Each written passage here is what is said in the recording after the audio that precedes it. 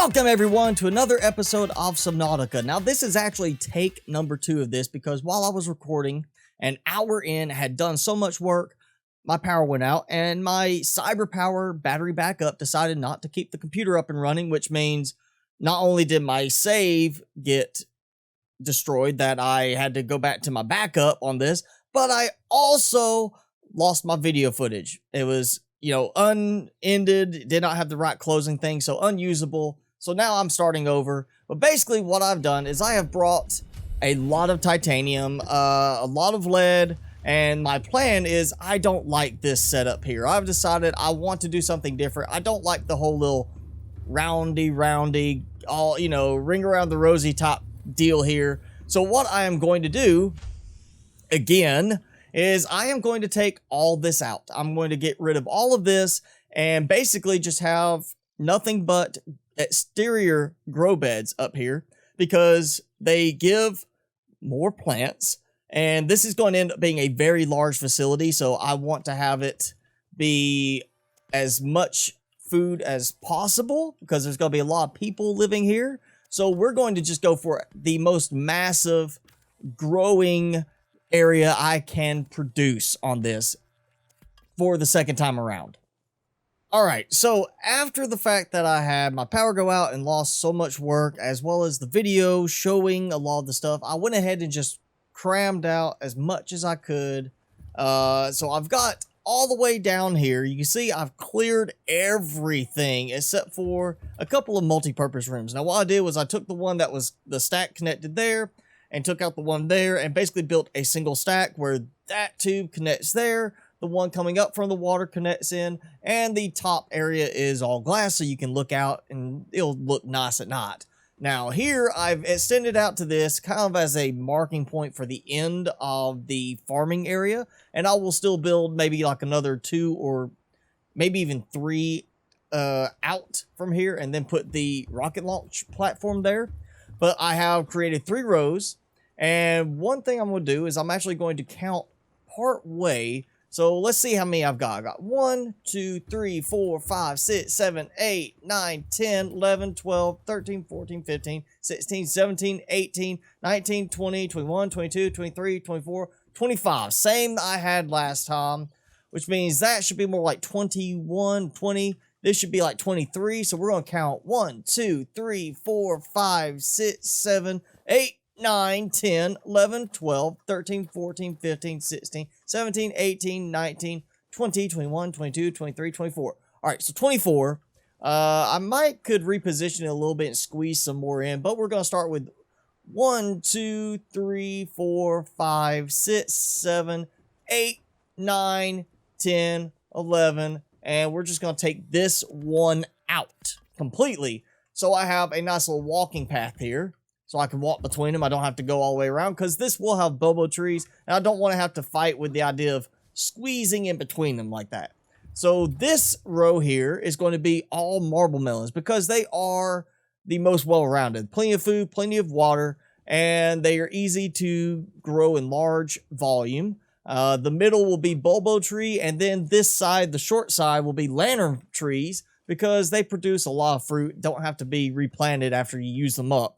So I'm going to start getting some marble melons and bobo trees and all that planted by using this nice little spot here that leads me up where I can look out and see this at night, like I said.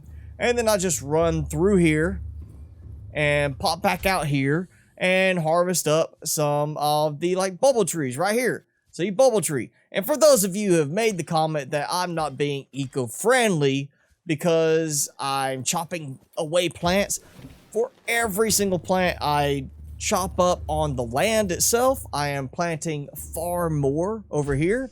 And more importantly, when I chop up a Ming plant, that's not really doing much for me. So yeah, those don't help. They're just decorative. I don't need them, so I can get away with it. I have a few of the bobo trees planted now. I also have a couple of the lantern trees planted. I am about to get more of those, but I went ahead and got a ton of marble melon seeds. Now this is from inside my Cyclops. 2 growing pots, not grow beds, but pots. 4 marble melons each. 1 marble melon used to replant each pot. So that gives me 6 total that I harvested just for planting. That's 24 seeds. And that is going to ultimately give me 1 grow bed full of marble melons. Now, these will be the easiest ones to populate all the way down the line, which is part of the reason why this is the longest chain, because each one will give me 4 more seeds. I use 1 to replace the one I chopped up, and then that's 3 more along here. So I'll be able to take all this and probably get, well, I should be able to get, once these are fully grown, 3 more out of that, and then I will be able to take all of those, that's 4, and get 12 more out of that. If my math is right. I think it's right.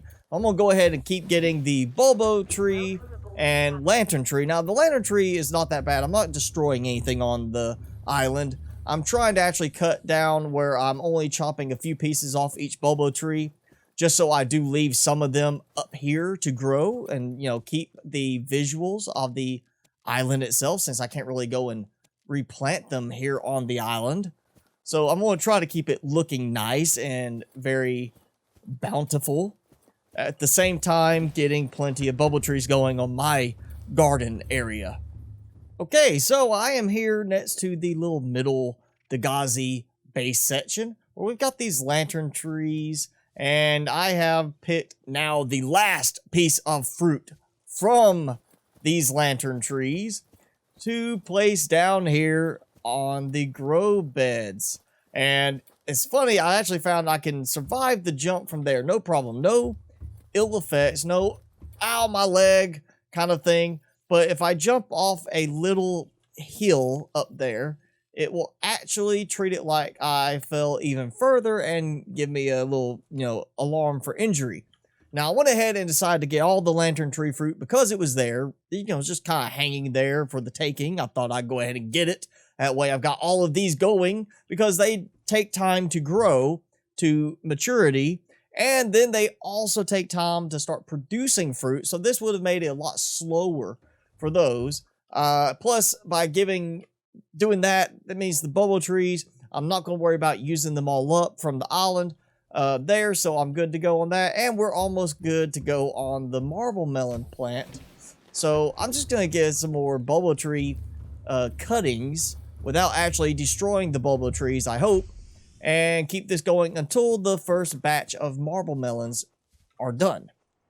Okay, we have a good bit of the lantern trees growing. You see how well they are doing. Most of them are, you know, almost grown. We've got a good bit of bulbo trees going now. I mean, yes, they are a little bit behind compared to these right here, but that's okay. What we've really got now is the marble melons done. So that's 4 of them. That gives me 16 total seeds. And I use 4 to put others back. So that is a net of 12 seeds right there. So yes, 3 times what you put in just for harvesting. Which means I have 1 whole grow bed here. Which means I should get 3 more whole grow beds out of this. Assuming I didn't end up with running out of inventory space there. If I did, then it's going to be thrown off a bit. But yes, I did run out of space. I'm not going to quite get that. I might go get one from another spot on the island just to even it out. But yes, if you don't do like I did, or you actually have your inventory set right, you should be able to get 3 times as much out of this as what you put into each grow bed. So a full harvest will give you 3 more grow beds out of it, which is why these will be so much easier to fill up all the way down the line. And as you can see, it's not entirely even. It's not kind of hard. It's actually hard to get things to line up right, especially when you're trying to place something down like, oh, hey, I'm going to put down a grow bed, and then you keep going, and then you keep going, and you're trying to get it to line up. There's no snapping or anything, so it's a bit problematic to keep things lined up straight. So some of these did get off a bit, and I'm just not in the mood after I had this so much better before my power went out and I lost everything. I'm just not in the mood to deal with it right now and fix it.